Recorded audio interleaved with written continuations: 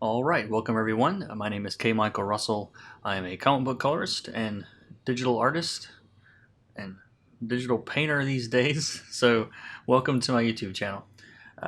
In the video today, I want to kind of break down this piece step by step because I posted it today on Facebook and Twitter and posted a time lapse on YouTube and pretty immediately started getting a lot of questions about how I did it and what I did and usually this channel talks about coloring tutorials like comic book coloring tutorials and they're much simpler and this is actually a fully painted piece and I haven't done a ton of these.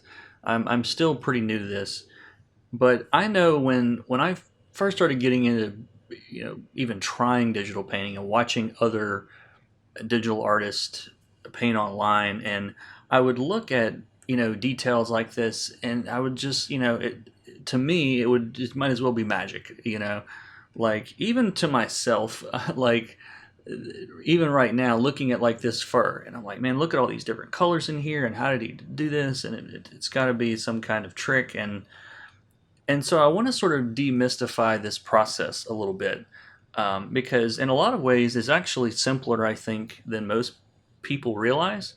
And a couple of things before I start digging into this. One of the questions that I get a lot, not a lot, but sometimes lately is, why am I doing all these time lapses for these paintings? I did this one and the Wizard in the Woods painting a couple weeks ago. The reason for this is, if we go in and look at the canvas information on this, you can see that the tracked time is 3 hours and 5 minutes, okay? And that doesn't mean I sit down for 3 hours and do this all in one sitting. This actually happened, it was over the course of a day, but I've got my iPad, I've got Procreate, I'm crashed on my couch or my recliner, wherever I'm working, while I'm watching TV and talking to my wife, and I'm sort of chipping away at it, So I might sit down and put an hour into it, and then in this case, I think like we went to dinner and came back, and after my wife went to bed early, she had to get up in the morning, and so I just kept working on it, and so it was all broken up, 30 minutes here, 45 minutes here, an hour here, over the course of, in this case, it was a day, but in most cases, like the Wizard in the Woods one, that one took, that was over a couple of days. So the only way for me to show you guys the entire process is a time lapse and then to talk over it like I'm going to do here and kind of show you guys. We're not going to look at the time lapse, we're just going to look at the layers and kind of break this down. But I asked the same questions when I first started, before I started doing it myself. Like, you guys know, I'm a huge fan of like Borodante and Marco Bucci lately. Like, I've really watching a lot of digital painters, and they do a lot of time lapse because it's not uncommon to put 8, 10, 12 hours into a painting, and so obviously it doesn't really work for YouTube that way. So oh, by the way, I haven't officially, I'll probably do a video eventually, but below me you'll see the new look or the new URL, excuse me, I can't talk right now, 01artschool.com. That is 01artschool.com is the new sort of warehouse for all of my courses. I've got the 2 Photoshop courses. I've got a beginner's guide to Procreate. I don't get into this detail in that. I'll do that later. But kind of a beginner's guide to Procreate and just a general color theory course, because coloringcomics.com didn't really apply anymore to everything. So you can go see all those courses there if you want. And so yeah, this is actually the finished piece we're looking at here, if you haven't seen it. And there's actually 2 Procreate files here. So I'm going to go back to the original, which is this one right here. And the reason there are 2 is it got to a point in the process that I've kind of decided on for my digital paintings is to basically work from a sketch, work on a bunch of layers. But when it comes time to start detailing, I flatten everything, okay? I mean everything. Lines, colors, special effects, all of it gets flattened, and I'm just working on one layer, okay? And I'll show you guys in the final. I think there's only 2 or 3 layers on an entire piece, and most of them don't have much on it. So, but this is sort of where I started. I've got a blue background in this case, and I started with a regular just gray, or black sketch. I don't know if you guys can tell, but this is actually kind of a deep blue. And what I did was, after I had done with, get the pencil sketch done and did this part, you don't want to try to blend blacks. When I start blending the line art into the colors, black doesn't blend very well. It's never really a good idea to blend colors with black or white. Even oil painters will tell you that, and like traditional media people will tell you that. But making it a dark blue gives me something to work off of and mix with. And if a little bit gets left behind, it's not a big deal. Whereas that black really stands out. Now my goal was to pretty much get rid of all of the lines. That's kind of my process now. Eventually, maybe I won't need lines at all and I can go straight to paint, but I'm not there yet and won't be for a long time. So I'm comfortable with lines, so we're going to stick with lines. And if you guys have questions, feel free to ask those in the comments. I'll definitely get to those. If you guys know me, you know I answer just about every comment that gets posted. All right, so that's where we started. Now, the next step, I used the flat brush. I think is a default brush, actually, with I think it's under the painting section normally. Yeah, this flat brush here in Procreate. So I use just the flat brush, and that's really all I use for this entire piece. I still can't get away from thinking like a comic book colorist, so it's sort of flatted. Now you can see that it's not really. I mean, it's just, I'm really just throwing color around, trying to get the base colors into the ballpark where they're going to end up. And I'm not worried about it being perfect because I know I'm going to be painting over it over and over and probably smudging things and smearing things. And so you can kind of see in here some of this, these strokes on her face, like around the nose here, and, look into this area of the fur. It's kind of messy, like where it layered over itself, and it wasn't completely opaque. That's another thing I think it's really important is, the opacity was probably around 50 or 60% or so, if I had to guess. I mean, in this case, it's 100 right now because I must have changed it, but there's a little bit of opacity there, or pressure sensitivity, to build that up. So again, it's not the point to get it perfect. I just want something to start working with. So it's kind of what I did there. And then, now this is on a separate, let's do this. There we go. So this is a really, really bright blue color because I wanted her to have this glowing hand and everything. So you can see that I've got this mask on a layer for that. So if you're not familiar how a mask works, basically you're painting with black and white, and it's pulling and away and adding color based on which one you're using.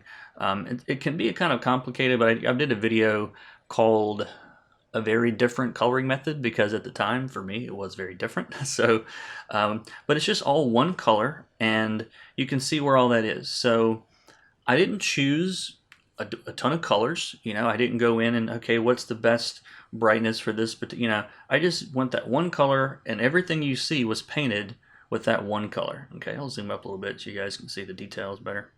All right, so that's basically all of the glows from her hand. Okay, and again, this is messy. I'm not worried about getting it perfect. This is something that I've had to learn, is that the painting isn't going to be finished at every stage of the process.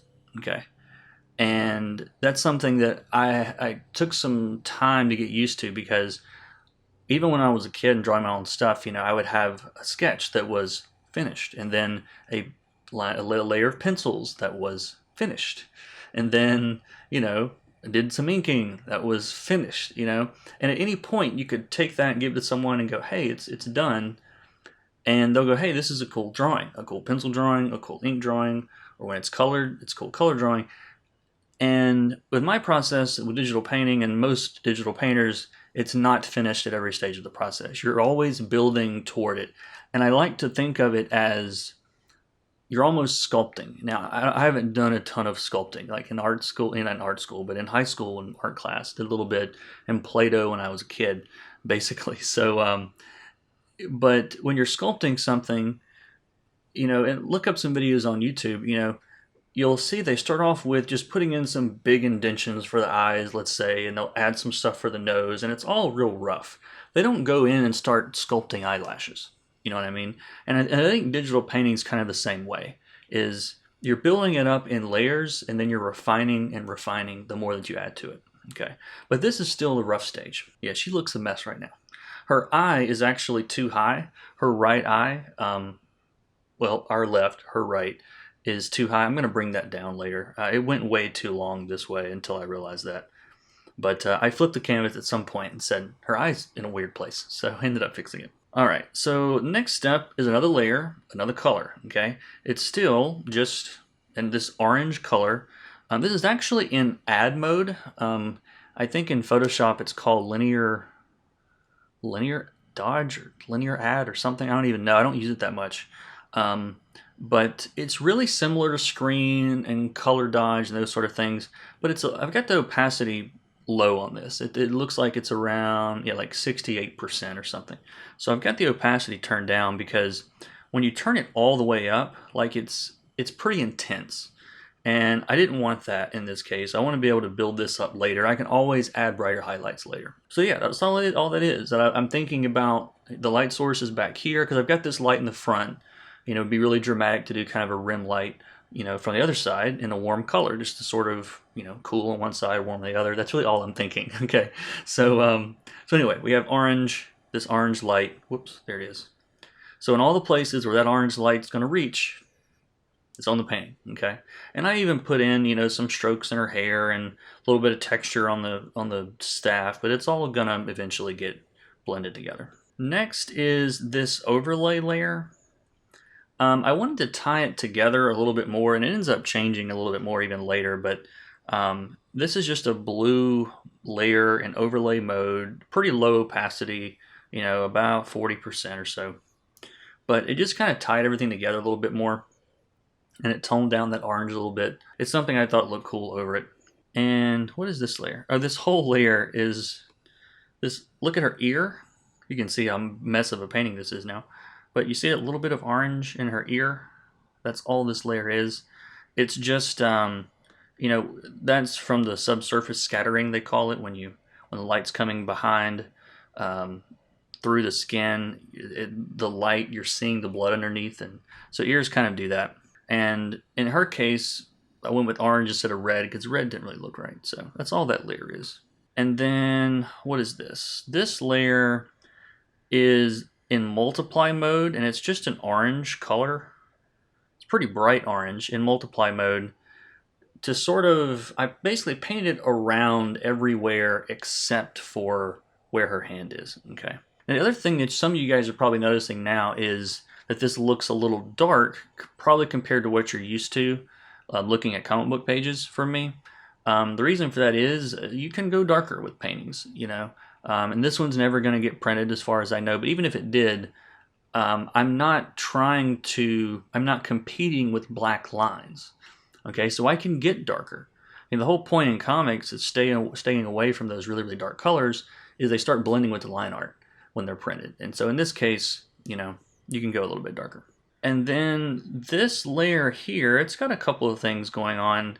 It's just some glows over the top. So this is my standard method of adding special effects, which is to fill a layer with black, set it to screen mode, and then paint over the top in just about any mode's fine. I think I used hard light. It's just some glows, a little bit of bounce light on not bounce light, but like bloom effects is what they call it in video games, where the light's so reflective that it looks like it's kind of glowing. So you can see that on her crown and a little bit on the fur, because if it's a little bit foggy, I'm thinking it's kind of creepy. This tends to happen, and I'm thinking this light from her hand is so bright that it's reflecting and doing all this stuff. So, whoops.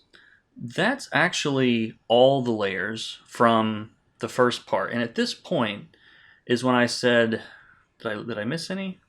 Oh, I've actually got some more layers. Sorry, there's stuff underneath here. So here's a color mode layer, which is greenifying it a little bit. That was I added later. Here's another multiply layer, and this is again just one color in multiply mode for the deeper shadows. So like the shadows under her arm and the shadows under where what do you call it? Where the fur hits her shoulder, you can see it there, and then a little bit under her neck. Okay, and even there's a little bit of a shadow, cast shadow from the crown thing that she's wearing.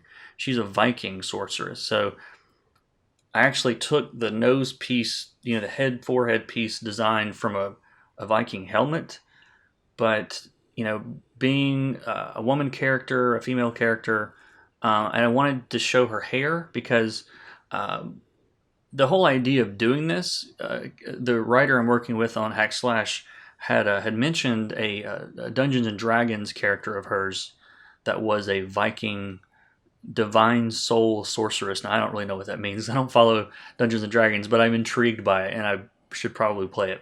But she had really didn't have any art for this character, but she was talking about it in a tweet, and I was like, this character sounds pretty cool. This would be a good thing for me to practice painting. So that's kind of where it came from.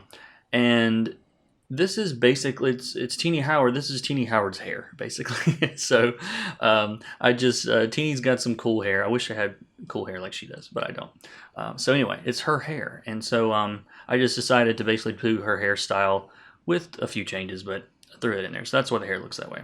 More shadows, actually. There was 2 multiply layers on this one. So I'm still just layering all this stuff up. So that's just another layer that's a little bit softer.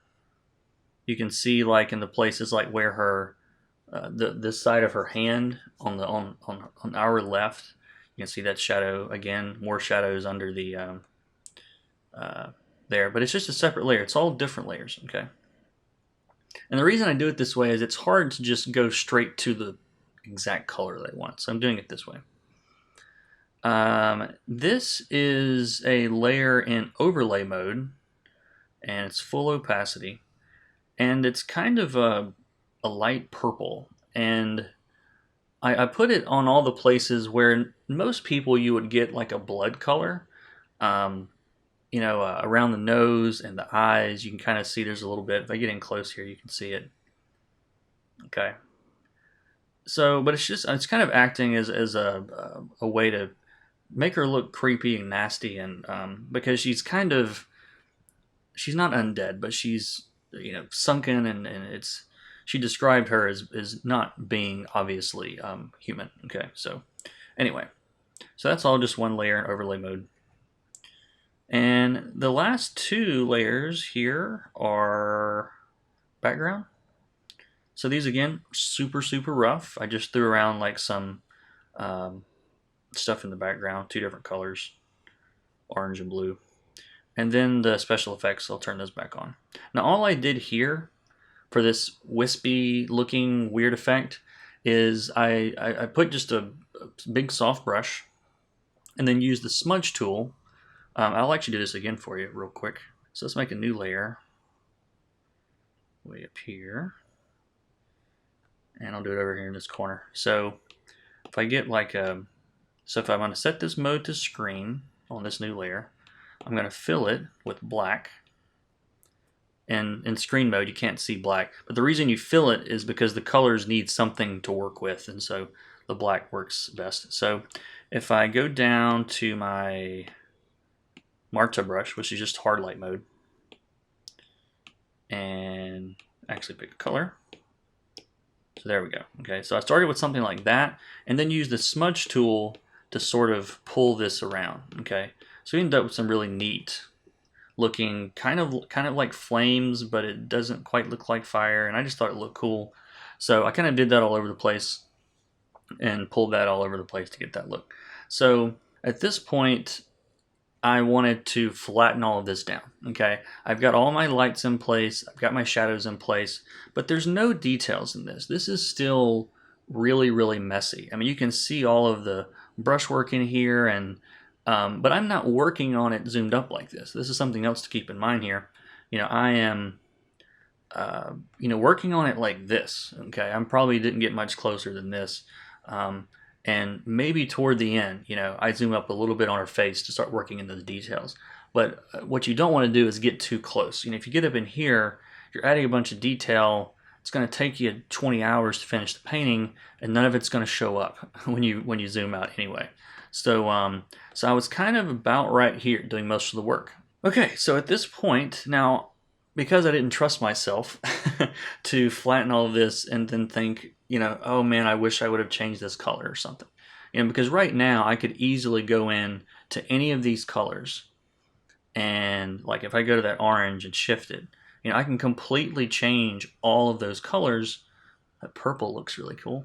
Without having to go back and repaint anything.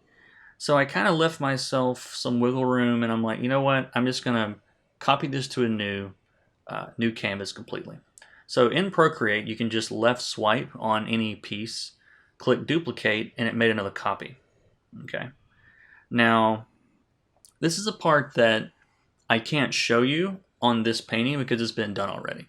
But what I can do is I'm going to create a new drawing real quick and show you exactly how I eventually got to this point.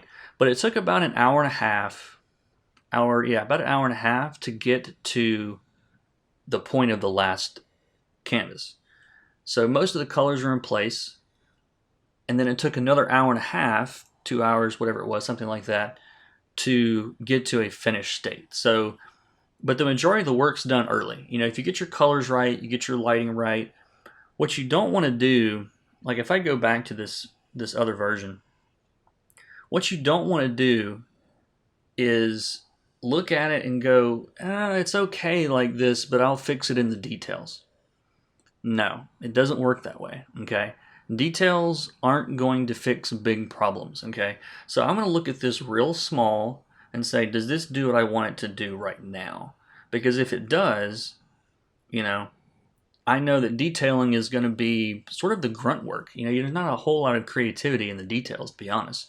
To get to this point is really where the vast majority of the brain work happens. And then after that, it's all, it gets kind of monotonous. But so anyway, there's only a couple layers on this. So this is where this basically started color-wise. So all I did was, let's see, there's actually nothing on this layer, I think. Yeah, there's nothing on that layer, so I don't know what that is. Delete that one. All right, so I added this purple overlay color, and because it was a little too green, it was too green everywhere. And so what I did is in overlay mode, and you guys can kind of see this purple, it's kind of a light purple, that's kind of the middle tone of the painting. That's the thing about overlay, is it brightens the the math is complex, but basically it adds contrast based on whether you're, how do I word this? Let me just show you. That'll be the easiest thing to do. So if I go to that color and start darkening, it immediately, you can tell it's too dark. Like, it doesn't take a rocket science to say this is too dark, okay? So when I put that layer on top, I'm like, no, this isn't it. So I'm gonna go over here. Nope, immediately too blown out, okay? So where can we put this? And it was right about here that I said, you know what, this is it. This is where I want it. So overlay does a good job of adding contrast, as long as you've got a good middle tone for that overlay mode. So let's undo that. There we go. So that's where that ended up, and I didn't want it to affect that blue. So you can see on the mask, I actually kind of painted away that purple part where so that green color could still come through, and you get this really nice, effect that way. So the purple's affecting everything except for her hand, basically, in that area around her hand. All right, and then last one is just a couple of glows on top. And that's pretty much where it wrapped up. I put it into Photoshop and adjusted the levels a little bit and tweaked it a bit, but it was pretty much finished at that point. This sort of feels like, and then you draw the rest of the owl, right? Okay, so this is going to be a longer video than I've done the last couple of weeks, so bear with me here. So I'm going to kind of take you guys through sorry to blind you, I'm going to take you through a miniaturized version of that process. Very miniaturized, okay? First thing I did is I made a new layer. I named it Sketch. It's set to multiply. I'm going to draw on that. Now I don't want to work on white. Okay, I like to work on like a middle, about 50% gray. Okay, at least to start with, because that tells me, if I'm brighter than that, I'm on the bright side. If I'm darker, it's darker. So I kind of start there. I'm going to grab my pencil this is where this painting started, so I'm going to do this kind of quick here. So let's say that I'm doing, let's say I'm doing Howard the Duck here or something, or my version of Howard the Duck, who probably looks a little bit too much like Donald or something. The whole point is not to worry about this part. Now, in my painting, it would have been, drawing a light sketch and then doing this and figuring out where the eyes are and blah. I would have built up to this point, but eventually we'd get to something like this. All right, and he's got his tie on, whatever. Okay, so that's really small. Let's blow this up. All right, so something like that. Not quite the same amount of detail as I've got in the other. All right, but that's where we started. Now, I mentioned this earlier. I don't want to paint with black, or I don't want to mix this color with these blacks. So I'm going to change this to, let's just do he's going to be, white and orange. So, and his tie is red. So I'm going to pick like a warm color for my sketch now. So I'm going to go into adjustments. I'm going to first brighten it because you really can't, you can't shift the color if it's completely black. So I need to brighten it a little bit. I'm going to color balance and make it kind of an orangey red color, something like that. But the color to choose here, it really just depends on the overall look of your painting. If it's cool, go cool. If it's warm, go warm. That's what I think anyway. Feel free to do something else. So next step, I'm going to make a new layer. Bring it below. This is going to be flats. I will label it so you guys can play along. And let's see, let's say he's under a blue sky. So white's never white. It shouldn't be like white. So let's say this is our white. I'm going to get my flat brush, same brush I used before. And I'm going to start filling this in. And I'm not worrying about being perfect. I'm not worrying about staying the lines exactly. I'm just want to get some color down. So something like this. And maybe if I want to make it brighter a little bit on top, I can go again a little bit more opacity. But I don't think I even worried about this in my original. All right, another here. And then let's see, orange bill. But you see how it's mixing with that sketch in multiply mode and you're getting like some cool reds and stuff, like more saturated stuff happening? Like that's fine, like that's cool. I mean, that's a patented Bob Ross happy accident right there. But you can see it's not completely opaque, It's there's a little bit of opacity happening here. Yeah, you guys should be able to see that. So I added just a little bit of a layer, another second layer on top of that. Something like that. And these are all like middle colors. Like there's nothing. Let's see. Let's give him a white shirt or a blue shirt with a red tie.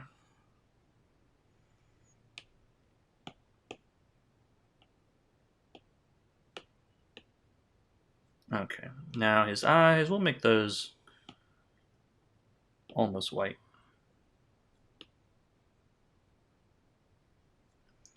And his eyes, I don't know what color his eyes are. Someone can yell at me in the comments so I don't make them blue.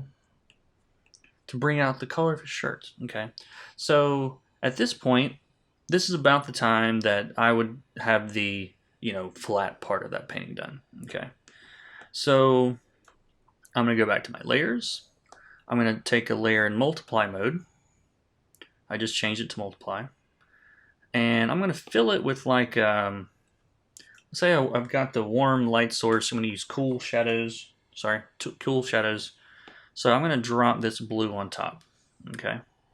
Now it's in multiply mode. It's affecting everything because I just filled the whole canvas with blue. So I'm going to take this. I'm going to click mask. And it adds a mask, but it doesn't do anything with the mask, so it still looks the same. And then I'm going to click the mask again and invert it. Now what that does, it fills the mask with black and gets rid of the color. Okay. So now I can paint with that shadow color everywhere as long as I'm using shades of gray and white on the mask. Okay. And if I'm moving too fast, you're not familiar with mask, you might get lost. Watch it again or go back and watch one of my videos on mask.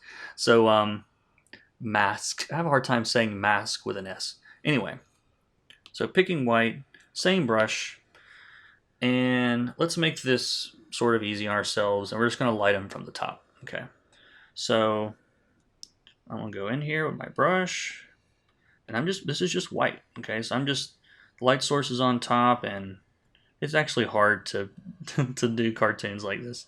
This is probably a bad idea, but we're going to do it anyway. All right, so this kind of does this. And let's paint some of this away. Oops. But I'm still just I'm just all in the mask. I'm still on the mask layer, and we're doing it over here. This kind of does this. Okay, awesome. All this is shadow because it has a massive head. And over here. Okay, shadow's done. All right. Next layer. Let's add some highlights. So I'll do the same thing I did in the other painting. I haven't used this much on the channel because I've recently discovered it, but I'm going to use this add mode. I actually wonder if it's not a little bit different from how Photoshop uses add mode. It might even be a little bit different, but so I'm going to knock this down to like 50-60% because add mode, like I said, I'm going to show you guys 100% why I'm doing this. So if I get with like a warm color, like an orange, 100% on add mode, like it's crazy intense. It's super bright. It's basically white. Okay, so I don't want that. I want to turn it down. So we're going to go into our layer, turn the opacity down to like 50, and fill it, mask it, invert the mask. Okay, one more time for you people watching at home. I've got an add layer in about 50%, filling it with my highlight color. Click the layer again, click mask, click the mask, invert it. Now it's gone, I can paint with it. So back to my brush again, same brush, and pretty light touch on my tablet here, on the iPad. Because I don't want it to like, I mean, you can go harder and it'll layer a little bit, but I'm trying to keep this quick today. So this video is not an hour long. All right, so I've got my lights, I've got my main light, and just so we can kind of duplicate the other painting, we'll do one more light. What the hell? So it doesn't really matter. Add mode, and purple, because why not? Same thing. Fill the layer, mask the layer, invert the layer. And I'm going to invert the mask. And I'm going to use this as a rim light. Okay.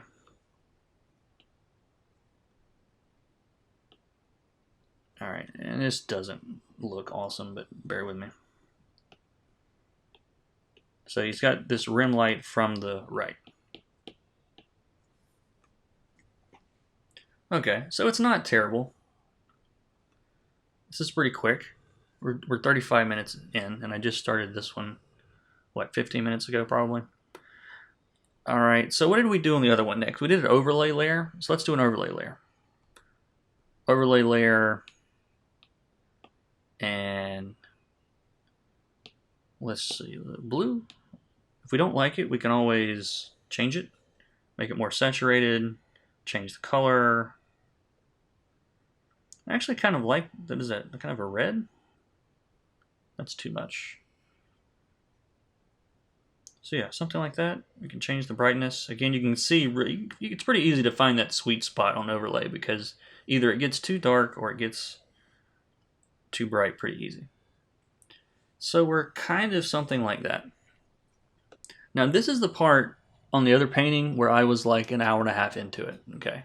before I really started doing anything with the lines. Just in case I ever want to go back and change this, I'm going to go to the gallery. I'm going to left swipe, duplicate. It's going to take it a second to duplicate. Now we have two. Doesn't really matter which one. But before we get into start messing around with this, you see all these cool mixing colors happening? And what I used to do when I was trying to learn about this is I would go, man, how did he decide on this color blue right here? That's amazing. Or what made him do this gray color? Like, I never made that decision working this way. Okay, so there's some art purist out there that's like rolling around going, oh my god, this is cheating. I don't care. I don't think it's cheating, just a technique. I think it's an awesome way of working, and in a lot of ways it's faster because you're not having to like decide, what's the exact version of orange that you get when you mix the purple light with it. You don't have to think about that stuff. So anyway, at this point, I think I started with the Smudge Tool, actually. I was using the turpentine brush, which sort of acts as, it's kind of like watering it down, okay? So I'm going with my Smudge Tool, and I would just start, you know what, I didn't flatten it. Let's flatten it. So all these layers are about to get flattened. The best way I found to do this in Procreate is to go to your image and copy the canvas. What that's going to do is it's going to copy all the contents you can see, okay, which is basically whatever your painting looks like at that point. I'm going to make a new layer, paste, and now we're looking at, if I turn everything else off, you can see that I'm still seeing the same painting because at the top I've got everything, okay, it's just all the visible canvas. So then I go through and delete all of this. So now, scary part, there's just one layer here, period. Okay, that's it. So I'm gonna get my smudge brush. I'm just gonna start pushing this stuff around, okay? Now where I want harder edges, like the top of his eyebrows, like I'm not really smudging it. I'm kind of smudging it from the inside, okay? I'm getting it really close so you guys can see what I'm doing here. But like under his eyebrow, and I'm kind of pushing some of this blue back out, and I'm pulling some of this down. So I'm just pushing and pulling color all over the place, okay? And in places like his, like this big white section of his head, like I can increase the brush size and just kind of blend all this some, okay? So in the early stages, I'm just mixing all this up, basically. And I'm gonna go back over the top with, I can even get rid of some of this brown stuff on this corner over here. So the one downside of an iPad, when you're doing a screen capture, you guys can't really see my cursor until I start working. So I'm zooming up a lot more so you guys don't have to hunt around the screen. So like this yellow here, blend all that stuff together, and then I'm kind of dragging the brush, kind of jagging, making a jagged edge across here, and then you can smooth it out even more. So this part is really time consuming, okay? So like I said, this is the part, and now I'm moving on to that little shadow color. I'm blending all this together. I've actually got a camera set up that it's not working at the moment, but I'll make sure and turn that on for the next time I do this. But anyway, this is all just on his bill, basically. Moving down to his neck, down to his shirt. So I'm just doing a lot of blending and smudging. And again, this is really just to start working on smoothing some of those things out, and it's already, getting to that point. And the same thing with the edge of the eyes here, and where his eyes are along this edge. And then there were times where I would go in with the brush and like color pick from like this area and just start brushing it in and filling in some of those gaps. And I'm building and building and building, okay? And I'm constantly color picking. So I'm picking this yellow color and then painting with it. And I'm picking the yellow and painting with it. And then as I get to the underside, I'm picking that brown and blending it, and then picking the shadow and blending it, okay? So if you're an impatient person, you're going to have a bad time. Because like I said, this, on a painting like what I just did, oops, I forgot I'm not blending. There we go, back to my blender. And if it's not blending quite enough, you can turn up the, the opacity, and it really starts pushing this stuff around a lot. And this gets pretty dramatic. You guys can see it's really pushing and pulling this stuff all over the place. But this is kind of what I wanted. Like, I wanted a big, messy painting, So that's a little too much opacity for my sake. So anyway, I did that over the entire painting. So go up here, and I would even mix it like with the background some, like I'd be really rough with it, and then go back in and, add detail later. So like, to give you another quick example of that, I know this is really rough and it's just an exercise, but I'm just trying to get you guys to thinking about the right things to do. This isn't, or a way to do this. This isn't the ultimate digital painting tutorial. This is just my method and what works for me. So once I get some of those colors, mixed up in there, then I can start, adding more stuff. So I can go on a layer on top, let's say, and just get say a really bright brush and, lower the opacity a little bit and start painting in some details over the top. Maybe somewhere his hair is coming through here, and, this is kind of how I did that fur, was just doing this brush kind of like this. Like I said, at this stage, there's still a lot of work to be done on this, and it's a little too flat. I would probably go in with another multiply layer, so I could just make another layer, set it to multiply. I could do this on a mask or otherwise, but I won't now just for the sake of time. So pick like a color and then say, you know what, I really needed some deeper, shadows under here. And then same thing, go back to my blender and start brushing some of that in to get rid of the strokes or whatever it is I'm looking for. At least with that painting, that's what I did. At some point I've got a stray a stray multiply layer there. So this has been really quick and really nasty, and that red color I probably would have switched at some point. I don't know if it's a great fit for the entire piece, but you guys kind of get the idea, I hope. So that is how I ended up here eventually. I think the only other thing that I did in Photoshop was I added a few freckles. So key takeaways is don't get too caught up in the details too early. Like if we look at this from here, you would say, wow, this headpiece and the collar she's wearing all looks very ornate and detailed. I must have spent hours on it. When you get close, you can see it's just a few strokes.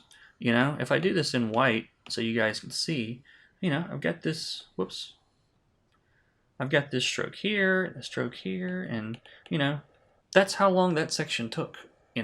But the thing is, I'm working at such small, large sizes that your mind decides that, hey, that's a lot of detail because look at all that stuff.